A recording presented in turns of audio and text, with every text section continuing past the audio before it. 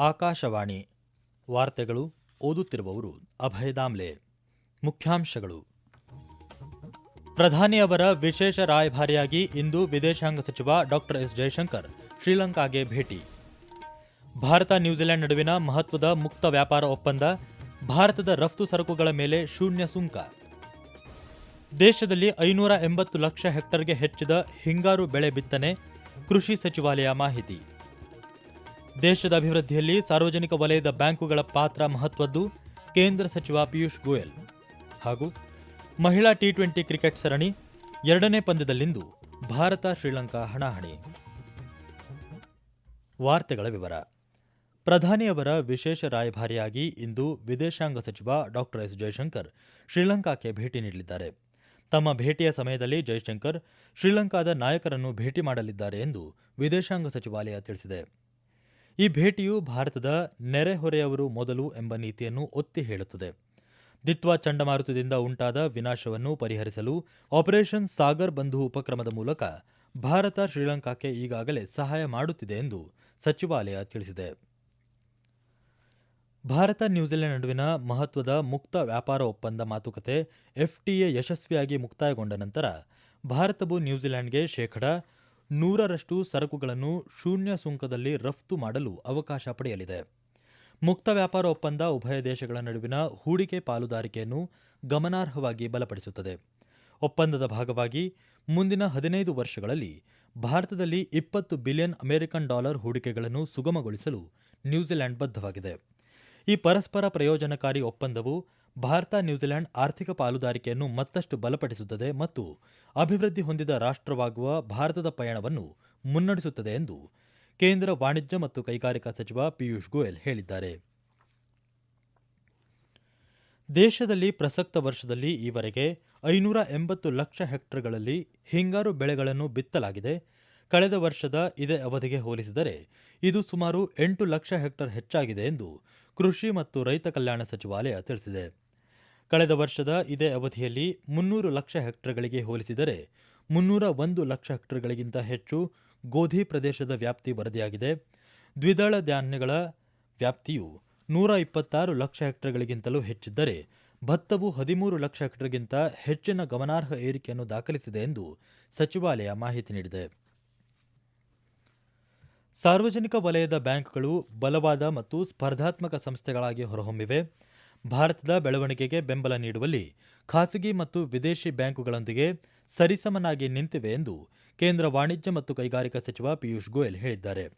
ನವದೆಹಲಿಯಲ್ಲಿ ನಿನ್ನೆ ನಡೆದ ಎಂಎಸ್ಎಂಇ ಬ್ಯಾಂಕಿಂಗ್ ಶ್ರೇಷ್ಠತೆ ಪ್ರಶಸ್ತಿ ವಿತರಿಸಿ ಮಾತನಾಡಿದ ಸಚಿವರು, ಅತಿ ಸಣ್ಣ ಮತ್ತು ಮಧ್ಯಮ ಉದ್ಯಮಗಳನ್ನು ಬೆಂಬಲಿಸುವಲ್ಲಿ ಬ್ಯಾಂಕಿಂಗ್ ವ್ಯವಸ್ಥೆಯ ನಿರ್ಣಾಯಕ ಪಾತ್ರವನ್ನು ಒತ್ತಿ ಹೇಳಿದರು.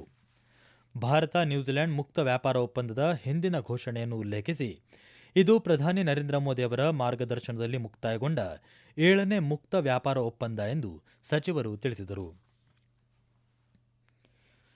ಪಶ್ಚಿಮ ಬಂಗಾಳದಲ್ಲಿ ಮತದಾರರ ಪಟ್ಟಿಯ ವಿಶೇಷ ತೀವ್ರ ಪರಿಷ್ಕರಣೆ ಎಸ್ಐಆರ್ ಅಡಿಯಲ್ಲಿ ಮೊದಲ ಹಂತದ ವಿಚಾರಣೆಯಲ್ಲಿ ಸುಮಾರು 32 ಲಕ್ಷ ಮ್ಯಾಪ್ ಮಾಡದ ಮತದಾರರನ್ನು ಕರೆಯಲಾಗುವುದು. ಎಣಿಕೆ ಹಂತದಲ್ಲಿ ರಾಜ್ಯಾದ್ಯಂತ ಒಟ್ಟು 31,68,424 ಮ್ಯಾಪ್ ಮಾಡದ ಮತದಾರರನ್ನು ಗುರುತಿಸಲಾಗಿದೆ ಎಂದು ಪಶ್ಚಿಮ ಬಂಗಾಳದ ಚುನಾವಣಾ ಆಯೋಗ ತಿಳಿಸಿದೆ. 2002ರ ಮತದಾರರ ಪಟ್ಟಿಯಲ್ಲಿರುವ ಕುಟುಂಬ ಸದಸ್ಯರ ಹೆಸರುಗಳೊಂದಿಗೆ ಮತದಾರರು ತಮ್ಮ ಹೆಸರುಗಳನ್ನು ಲಿಂಕ್ ಮಾಡಲು ಸಾಧ್ಯವಾಗದ ಈ ವರ್ಗದ ವಿಚಾರಣೆಗಳು ಇದೇ 27ರಿಂದ ಪ್ರಾರಂಭವಾಗಲಿವೆ ಎಂದು ಮಾಹಿತಿ ನೀಡಿದೆ. ಪ್ರತಿ ವಿಚಾರಣೆಯನ್ನು ಮೈಕ್ರೋ ವೀಕ್ಷಕರ ಮೇಲ್ವಿಚಾರಣೆಯಲ್ಲಿ ನಡೆಸಲಾಗುವುದು. ನಾಳೆ ಕೋಲ್ಕತಾದಲ್ಲಿ 2 ಹಂತಗಳಲ್ಲಿ 4,000 ಸೂಕ್ಷ್ಮ ವೀಕ್ಷಕರಿಗೆ ತರಬೇತಿ ನೀಡಲಾಗುವುದು. ಇದಕ್ಕೂ ಮೊದಲು ತೃಣಮೂಲ ಕಾಂಗ್ರೆಸ್ ಮುಖ್ಯಸ್ಥೆ ಮತ್ತು ಪಶ್ಚಿಮ ಬಂಗಾಳ ಮುಖ್ಯಮಂತ್ರಿ ಮಮತಾ ಬ್ಯಾನರ್ಜಿ ಅವರು ಸೂಕ್ಷ್ಮ ವೀಕ್ಷಕರಿಗೆ ಸ್ಥಳೀಯ ಬಂಗಾಳಿ ಭಾಷೆಯ ಜ್ಞಾನದ ಕೊರತೆ ಇದೆ ಎಂದು ಆರೋಪಿಸಿದ್ದರು. ಈ ವಾರ್ತೆಗಳನ್ನು ಆಕಾಶವಾಣಿಯಿಂದ ಕೇಳುತ್ತಿದ್ದೀರಿ.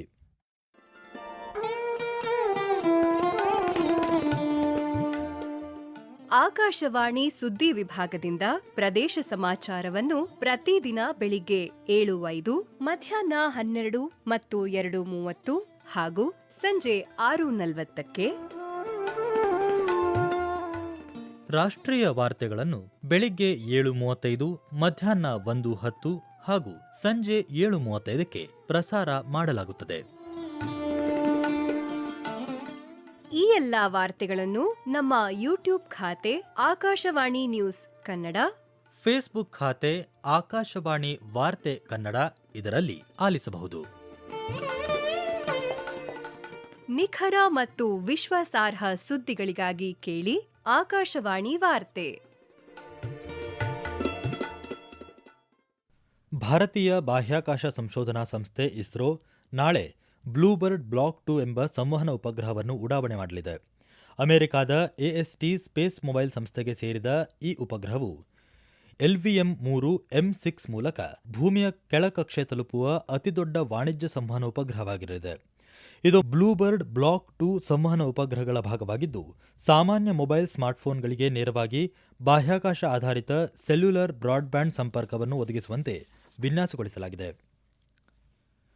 ಕಳೆದ 11 ವರ್ಷಗಳಲ್ಲಿ ಪ್ರಧಾನಿ ನರೇಂದ್ರ ಮೋದಿ ನೇತೃತ್ವದ ಸರ್ಕಾರದ ಅಡಿಯಲ್ಲಿ ದೇಶವು ತನ್ನ ಆರೋಗ್ಯ ರಕ್ಷಣಾ ಕ್ಷೇತ್ರದಲ್ಲಿ ಗಮನಾರ್ಹ ಪರಿವರ್ತನೆ ಕಂಡಿದೆ ಎಂದು ಕೇಂದ್ರ ಆರೋಗ್ಯ ಮತ್ತು ಕುಟುಂಬ ಕಲ್ಯಾಣ ರಾಜ್ಯ ಸಚಿವೆ ಅನುಪ್ರಿಯಾ ಪಟೇಲ್ ಹೇಳಿದ್ದಾರೆ. ನವದೆಹಲಿಯಲ್ಲಿ ವರ್ಧಮಾನ್ ಮಹಾವೀರ್ ವೈದ್ಯಕೀಯ ಕಾಲೇಜು ಮತ್ತು ಸಫ್ದರ್ಜಂಗ್ ಆಸ್ಪತ್ರೆಯ 7ನೇ ಘಟಿಕೋತ್ಸವ ಸಮಾರಂಭವನ್ನುದ್ದೇಶಿಸಿ ಮಾತನಾಡಿದ ಅವರು, ಆರೋಗ್ಯ ಸೇವೆಯನ್ನು ಸುಲಭವಾಗಿ ಮತ್ತು ಕೈಗೆಟುಕುವಂತೆ ಮಾಡುವುದು ಸರ್ಕಾರದ ಗುರಿಯಾಗಿದೆ. ಪ್ರಾಥಮಿಕ ಆರೋಗ್ಯ ಸೇವೆಯಿಂದ ಉನ್ನತ ಆರೋಗ್ಯ ಸೇವೆಯವರೆಗೆ ಸಂಪೂರ್ಣ ಆರೋಗ್ಯ ವ್ಯವಸ್ಥೆಯನ್ನು ಬಲಪಡಿಸಲು ಸರ್ಕಾರ ತನ್ನ ಅತ್ಯುತ್ತಮ ಪ್ರಯತ್ನಗಳನ್ನು ಮಾಡಿದೆ ಎಂದು ಅವರು ಹೇಳಿದರು.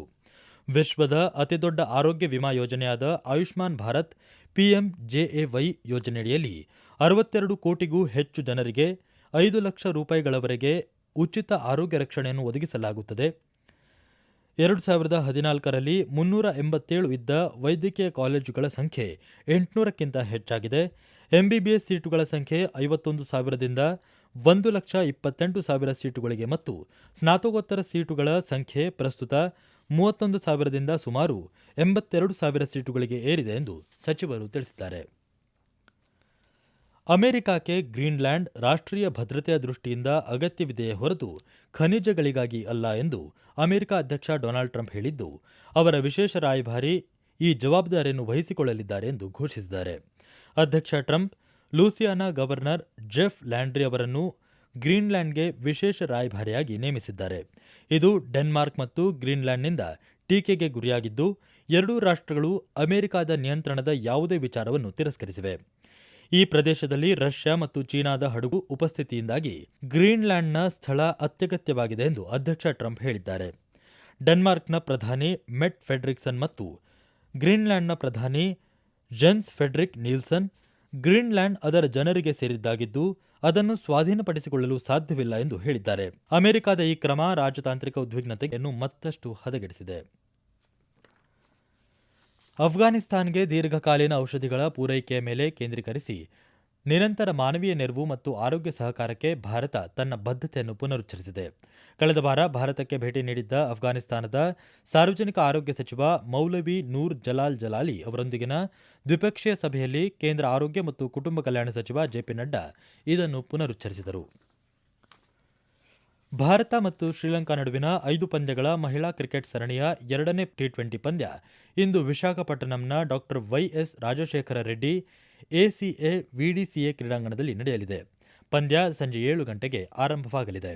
ನಾಯಕಿ ಹರ್ಮನ್ ಪ್ರೀತ್ ಕೌರ್ ನೇತೃತ್ವದ ಭಾರತ ತಂಡ ಕಳೆದ ಭಾನುವಾರ ವಿಶಾಖಪಟ್ಟಣಂನಲ್ಲಿ ನಡೆದ ಸರಣಿಯ ಮೊದಲ T20 ಪಂದ್ಯದಲ್ಲಿ ಶ್ರೀಲಂಕಾವನ್ನು 8 ವಿಕೆಟ್ಗಳಿಂದ ಸೋಲಿಸಿ ಸರಣಿಯಲ್ಲಿ 1-0 ಮುನ್ನಡೆ ಸಾಧಿಸಿದೆ.